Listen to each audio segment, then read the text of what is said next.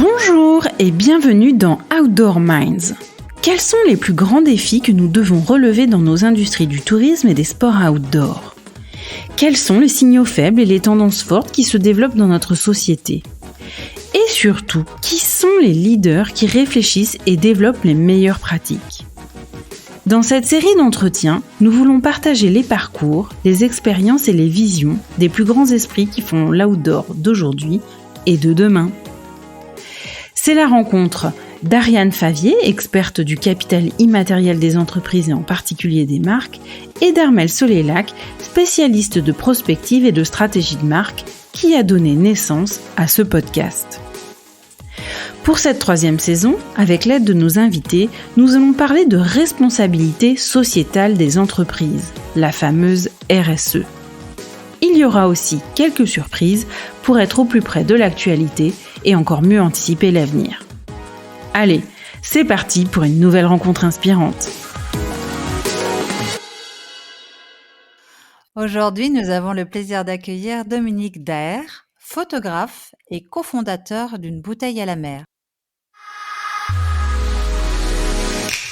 Bonjour Dominique. Bonjour, comment ça va Ariane ? Ça va très bien, merci beaucoup. Est-ce que tu peux, s'il te plaît, pour commencer cet épisode, nous parler de ton parcours jusqu'à aujourd'hui ? Comment est-ce que tu es devenu photographe dans un secteur aussi fermé que celui de la glisse ? Alors, tout d'abord, j'ai pris le problème à l'envers. C'est que j'ai commencé à travailler pour un magazine avant d'être photographe. Moi, j'ai un parcours un peu atypique pour un photographe de ski, puisque à la base, je suis photographe de ski. Je suis Marseillais, je suis né à Marseille. Et j'ai eu la chance de faire une partie de mes petites écoles à Briançon. Donc, j'ai été mis face au ski et qui est vite devenu une passion. Mais à la base, je suis Marseillais, et quand j'ai eu mon bac, je n'avais qu'une seule idée en tête, c'était de faire du ski. Et pour ça, il n'y avait pas 36 solutions, même si Marseille n'est pas très loin des montagnes, ça l'est quand même beaucoup trop. Et du coup, je suis parti habiter à Grenoble. Avec une seule idée en tête, c'était faire du ski. D'une manière ou d'une autre, et là j'ai fini mes études à Grenoble, et j'ai fait des études en alternance histoire de payer le loyer, et en fait j'ai commencé par vendre des ampoules dans une entreprise de luminaires sur une zone commerciale. Après, j'ai vendu des encyclopédies en porte-à-porte dans les quartiers de Grenoble. Bref, le but c'était d'être au plus proche du ski, peu importe ce qu'il en serait. Et parallèlement, j'ai toujours une énorme passion pour les magazines. J'ai toujours rêvé au travers des magazines.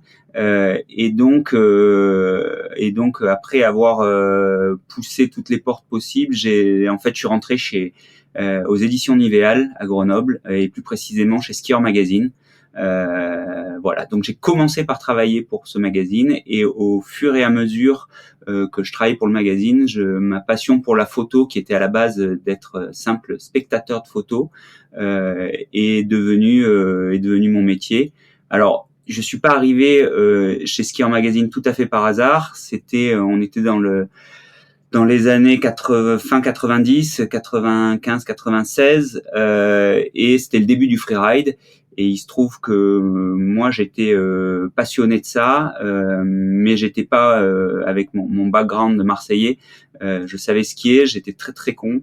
Mais j'ai eu quelques petits sponsors, mais j'étais pas aussi bon que les vrais skieurs des Alpes, on va dire. Et du coup, j'ai trouvé un moyen de rester dans ce milieu-là grâce à ce magazine, et ensuite grâce à la photo. Donc du coup, tu as connu les plus belles années de cette prestigieuse maison d'édition, pour ce qui est du ski en tout cas. Ouais, j'ai connu des années fantastiques. On faisait des magazines jusqu'à je sais pas quelle heure de la nuit. C'était vraiment une époque start-up, on va dire, même si c'était pas du tout une start-up, c'était bien avant ça. mais j'ai connu le ski rock'n'roll, on va dire, où on était vraiment des passionnés, on vivait pour ça. Et d'ailleurs, moi je travaillais pour un magazine de ski, mais à côté j'avais des collègues qui bossaient pour Snowsurf, dans Snowboard, pour Freestyler, un magazine de skate, pour Win, un magazine de, enfin voilà, on était toute une bande de jeunes complètement passionnés. On dormait au bureau, on vivait entre nous en fait, et voilà quoi. C'était vraiment les années très très cool de la presse magazine. On avait un peu de budget, on avait de quoi se faire plaisir. Et au-delà de la technologie qui a changé dans les appareils, comment ton métier il a évolué? Bah, mon métier, en fait, je pense qu'en fait, il y a eu plusieurs virages, mais je crois que le propre de nos sociétés maintenant, c'est d'être capable de les faire ou de pas les faire. Je les ai pas toutes faites d'ailleurs. C'est vrai que quand j'ai commencé, c'était la fameuse époque de l'analogue, donc des appareils photo film, et particulièrement dans la presse spécialisée qui, en fait, vendait ses magazines grâce aux photos, enfin grâce aux tests et grâce aux photos. En fait, on s'est toujours plus ou moins adapté. Et moi, en fait, au niveau du magazine, je m'occupais essentiellement de la photo, même si en fait, je m'occupais de tout, puisque j'étais le seul permanent à la rédaction sur Skieur en particulier. Après, les autres personnes travaillaient sur d'autres magazines ou étaient externes. Mais en fait, Skieur Magazine a été le premier magazine de ski au monde, on peut le dire, à passer au numérique, à passer aux photos numériques, même s'il y avait déjà des photographes en France notamment, avec un Jean-Marc Favre qui était passé déjà au numérique au tout début, et surtout grâce à un Steph Candé qui a pas hésité à plonger dans la technologie numérique. Et qu'est-ce qui, J'ai pas répondu à la question.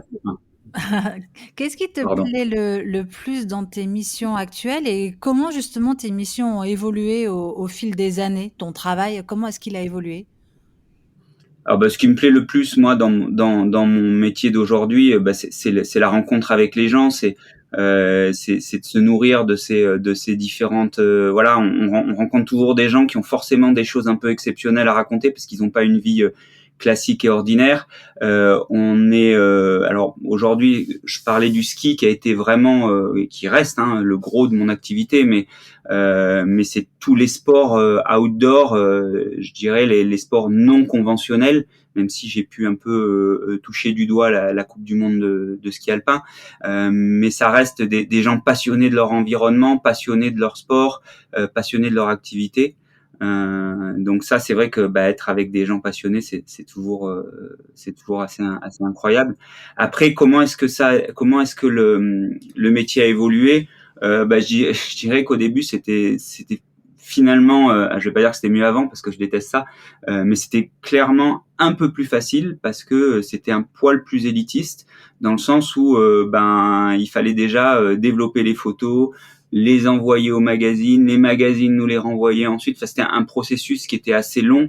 Alors qu'aujourd'hui le processus s'est accéléré et finalement avant on faisait nos photos, on envoyait au labo, on triait 10 minutes sur la table lumineuse, éventuellement on marquait au stylo indélébile 2-3 choses sur l'hectare, et le boulot était entre guillemets fini, on pouvait aller au bar quoi. Aujourd'hui on est devenu on fait tout nous-mêmes quoi.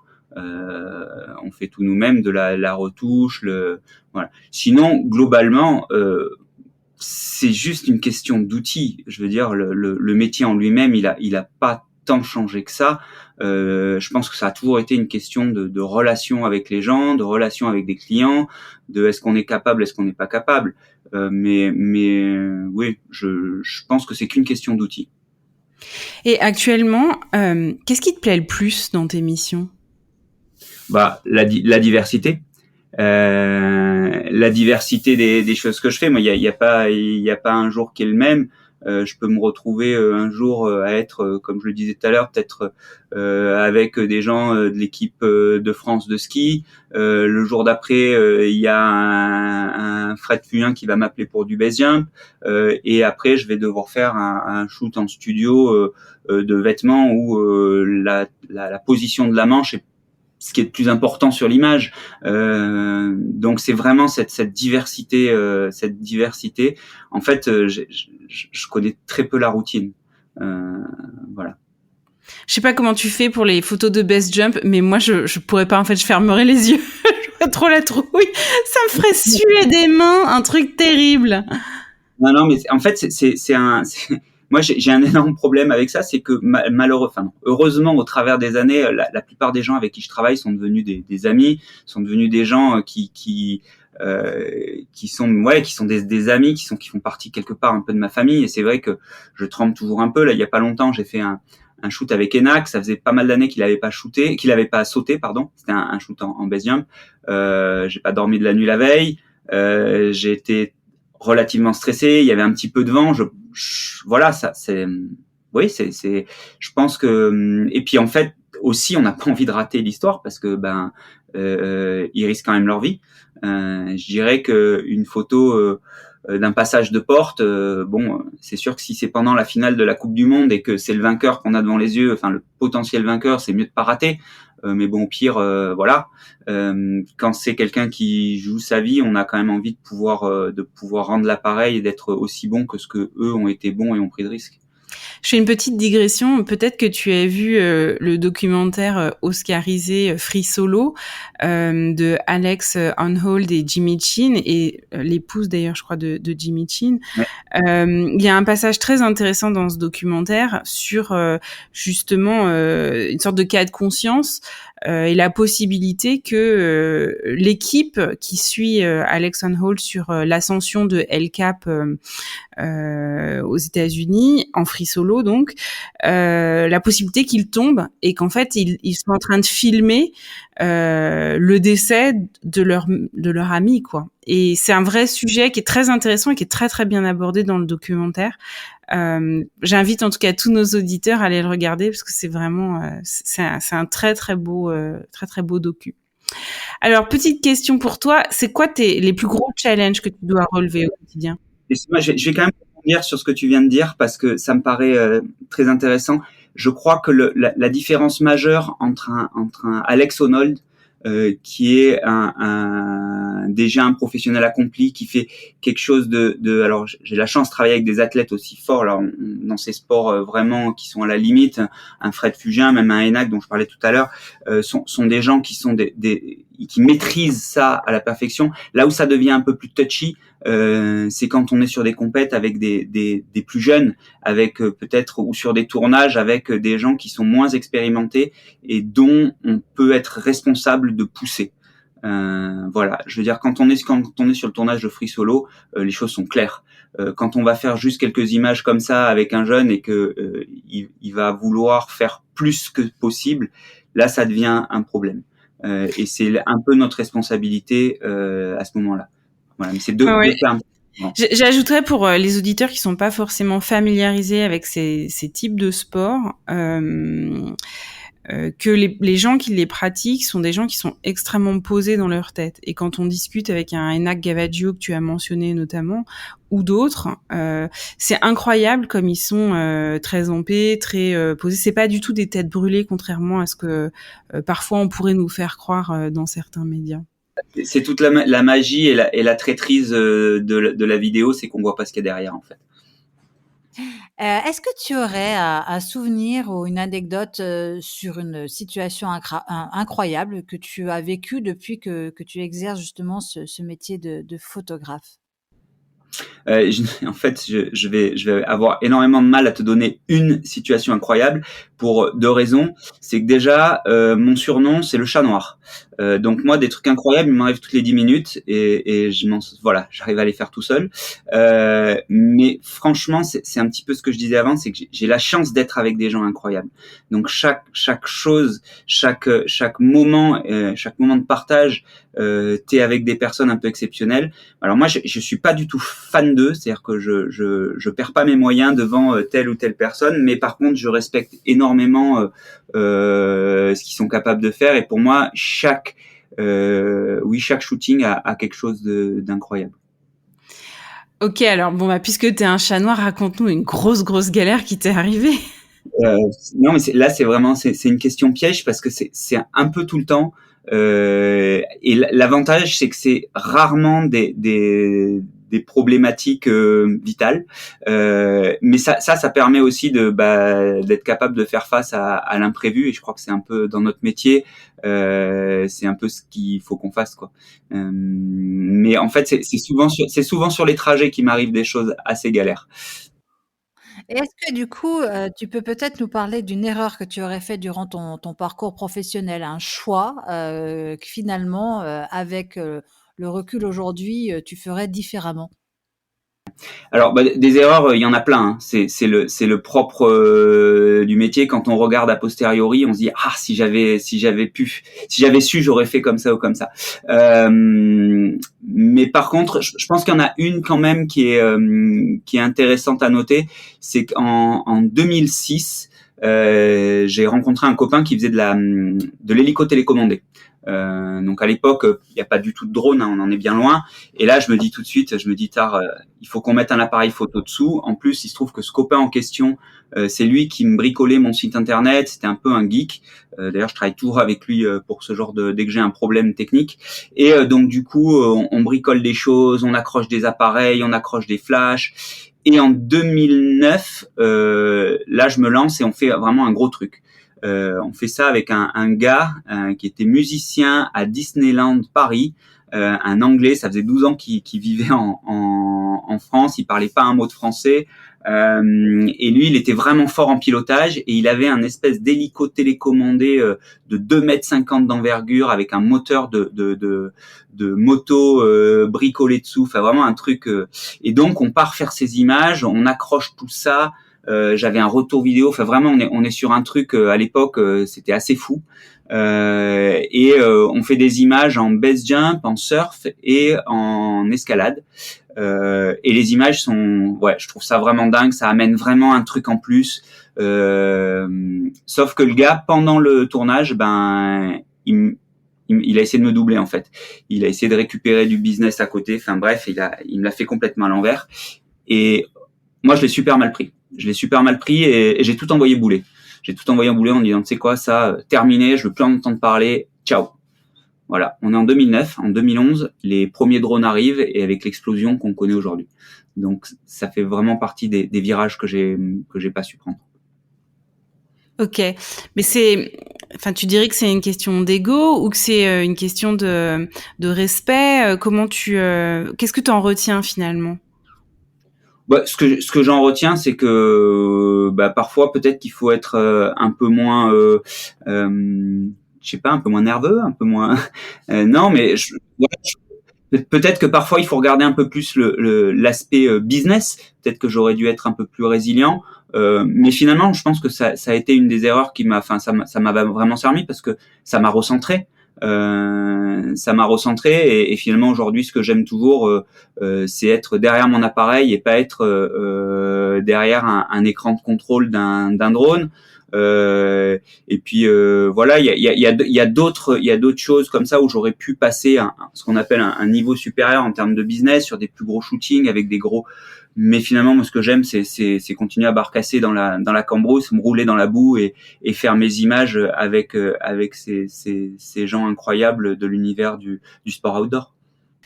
Qu'est-ce que, tu as quand même une activité qui est, assez, dense, en termes d'adrénaline. Est-ce que tu sais pourquoi tu fais ça? Pourquoi tu t'accroches? Comment on fait pour se renouveler sans arrêt, sur ce type de job? Et surtout, qu'est-ce qui te fait tenir quand c'est dur? Alors, je pense que tu as mis le doigt dessus en parlant d'adrénaline. Moi, je vais pas aller sauter en base jump depuis une falaise. Moi, mon adrénaline, je la prends finalement dans faire ces photos. Donc, c'est un petit peu une drogue, ce job. Mais surtout, c'est un job où on remet tout à zéro à chaque fois. C'est-à-dire que ça fait plus de 20 ans que je fais ce job. Il y a personne. Enfin, chaque job, on repart à zéro. Les curseurs sont à zéro. Et donc ça, c'est presque la partie un peu dure, c'est-à-dire qu'il faut à nouveau reprouver, à nouveau remontrer qu'on est capable de. Mais bon, je crois que la raison principale pour laquelle je fais ça est quand ce job, il est pas que prendre des images, c'est-à-dire que prendre des images, c'est même pas 20% du temps, il y a tout le reste à côté, faire la compta, s'emmerder avec les impôts, faire le côté commercial, donc tout ça, ça me gonfle profondément. Mais ce qui se passe, c'est que moi, ça fait 20 ans que je me lève le matin avec la banane, quoi. Je n'ai pas un matin, et souvent les levées sont très tôt. Enfin voilà, j'imagine pas faire autre chose, quoi. C'est pas un métier, c'est ma vie. C'est comme ça que je suis fait. Et je crois qu'aujourd'hui, on est dans un monde où justement les gens changent beaucoup de métier. Et moi, je change tous les matins en fait de métier, même si je fais le même depuis 20 ans. Quel est le meilleur conseil qu'on t'ait donné? Le meilleur conseil. Alors j'ai eu la chance d'avoir beaucoup de gens autour de moi bienveillants.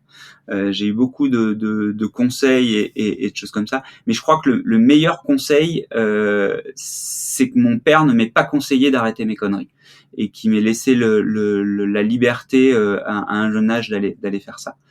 Sinon, ouais, voilà. Donc je crois que c'est ça le meilleur conseil, c'est que j'en ai pas eu. Alors, tu as pu constater, comme nous tous, que l'industrie de l'outdoor a beaucoup évolué ces 10 dernières années. Quelles sont les évolutions qui t'ont le plus marqué, le plus surpris? Comment ça se retrouve dans ton activité, justement? Quels en sont les impacts?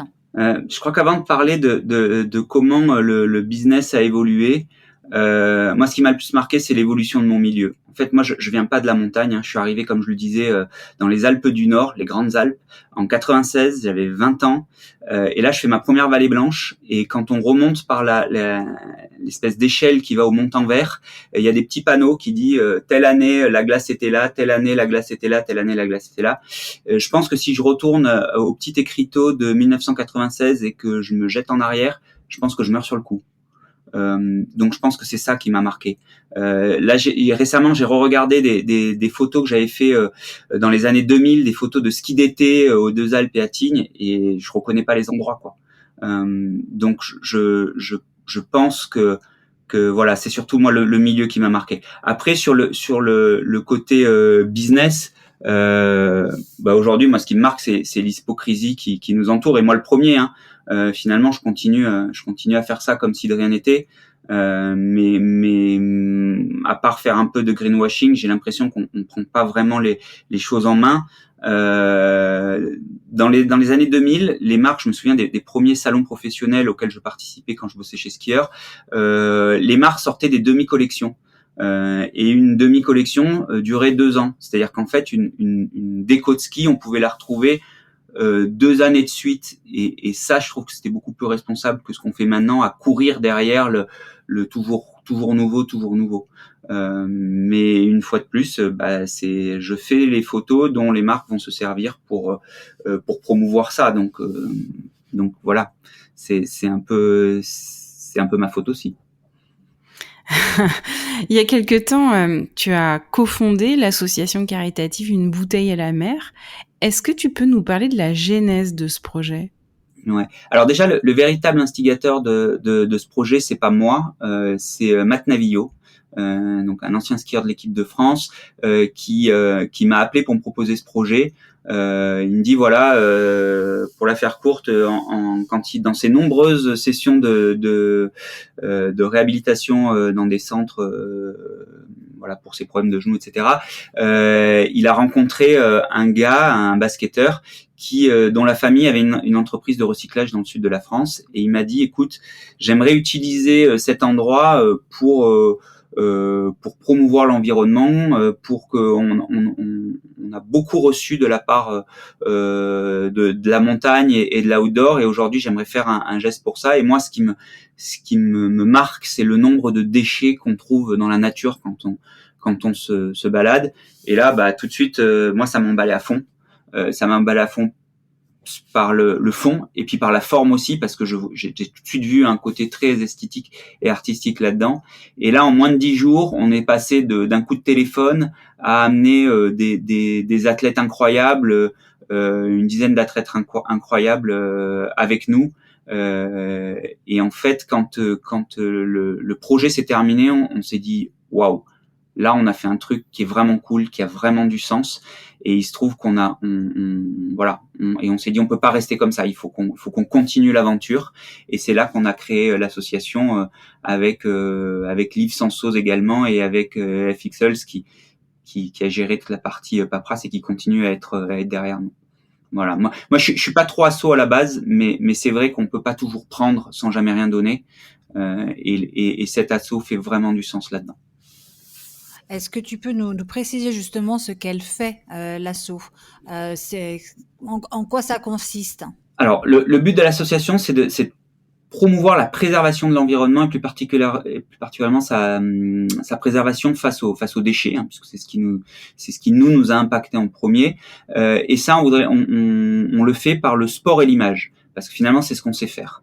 La première action qu'on a fait dans cette déchetterie, on a quand même touché 84 millions de personnes.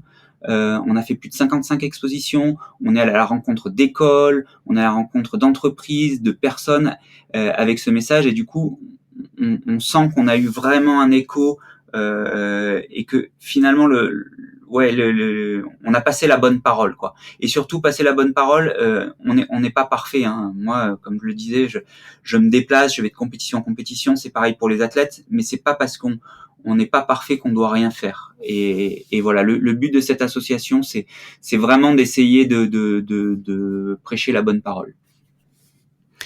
Et du coup, la RSE, on voit, hein, elle prend une place de plus en plus importante dans notre industrie. Quels sont, selon toi, les plus gros défis qu'on doit relever en la matière? Ben, je crois que c'est assez idiot ce que je vais dire, mais je pense que il faut commencer à prendre vraiment conscience du problème. Ça paraît évident, mais quand on voit que le Covid, il y a eu un problème, boum, on a tout arrêté. Là, le problème, il a été pris en compte. Nous, on est encore à se demander si vraiment il faut faire quelque chose. Alors, je suis pas un grand fan de l'extrémisme. Je pense que c'est pas idéal. Mais je pense que là, il va falloir y mettre un vrai coup. Avec une bouteille à la mer, on a fait une table ronde parmi toutes les actions qu'on a pu faire. On a fait une table ronde pour réunir une 50aine d'entreprises de l'outdoor pour voir ce qu'on peut faire au niveau de l'emballage. C'est vrai que quand les athlètes reçoivent leur dotation produits chaque année, on se retrouve avec des cartons, des plastiques, mais vraiment des tonnes de merde. Et là, il y a une des marques qu'on avait contactées qui nous a dit non mais les gars, franchement, faire une veste en Gore-Tex, ça pollue tellement que l'emballage qu'il y a autour, c'est infinitésimal. On peut même pas le quantifier en termes de pollution, d'empreinte carbone, etc. Ok, mais elles y sont quand même là, les étiquettes, les plastiques, ils y sont. Donc en fait, on peut quand même faire quelque chose à tous les niveaux. Donc prendre conscience qu'en fait chaque geste est important. Est-ce que tu aurais un conseil de livre sur la RSE ou sur le business à recommander à nos auditeurs? Alors bon, déjà moi, je suis personne pour dire qu'est-ce qu'il faut faire, ni donner de grands discours philosophiques sur des enjeux parce que je n'en ai pas j'en ai pas la connaissance. Par contre, moi, je dirais qu'aujourd'hui, ce qui me nourrit le plus, c'est la presse. Moi, j'aime bien avoir l'information brute. Et quand effectivement on a des journalistes qui bossent sur des sujets, là je parle de la presse quotidienne, ça me paraît être des faits bruts, réels et qu'on peut vraiment prendre en compte. On n'est pas dans un discours parce que le problème de ces livres, c'est seulement ceux qui adhèrent à la cause qui vont les lire. Et ça c'est un problème. Ceux qui adhèrent déjà à la cause, ils n'ont pas besoin d'aller lire des livres sur le sujet. Donc voilà. Donc moi je pense que ce qu'on lit au quotidien là dans notre presse, c'est ça qui devrait nous faire réagir. En fait, on devrait s'acculturer davantage pour que chaque individu puisse à son échelle avoir un impact et mettre en place des actions, que ce soit au niveau individuel ou collectif dans l'industrie de l'outdoor. Enfin voilà, c'est plutôt cette démarche active que tu privilégierais. Bah oui, parce que si c'est tout le problème d'ailleurs des réseaux sociaux où on voit plus sur les réseaux sociaux que ce qu'on aime. Donc on voit pas les problématiques et on voit pas qu'il y a autre chose autour parce qu'on est concentré dans notre groupe de. Alors il se trouve que si on est bienveillant et si on est dans un milieu bienveillant, ça va. Et c'est pour ça d'ailleurs que c'est toute la problématique des extrêmes. Et je veux dire, si on reste dans notre petit milieu à regarder que notre petite lorgnette, c'est problématique. Et je pense que la presse a l'énorme avantage de donner une vision quand même plus large de ce qui se passe et plus factuelle. Merci beaucoup Tom Daher d'avoir été notre invité. Voici les 3 points clés à retenir de cet épisode. Le premier, c'est que parfois, il faut savoir regarder le big picture, le business dans son ensemble, et pas la situation, même temporaire et désagréable qu'on vit sur le moment. Le deuxième point, c'est de laisser la liberté à nos enfants de faire ce qu'ils veulent pour devenir et être ce qu'ils sont vraiment. Et enfin, le troisième point, c'est qu'on ne peut pas toujours prendre sans jamais rien donner. Il faut, à la manière du colibri, faire sa part. Merci à tous d'avoir écouté cet épisode d'Outdoor Minds. Si vous êtes arrivés au bout, c'est sûrement qu'il vous a plu. Nous vous invitons à le partager autour de vous et à nous soutenir en mettant une note de 5 étoiles avec un commentaire sympa. Cela nous aidera beaucoup à faire connaître cette balado-diffusion et à mettre en lumière tous ces leaders qui le méritent. Vous voulez découvrir de nouveaux leaders dans le tourisme et les sports outdoor ? Alors nous vous invitons à nous retrouver dimanche prochain avec un invité prestigieux. À très vite pour un nouvel épisode d'Outdoor Minds.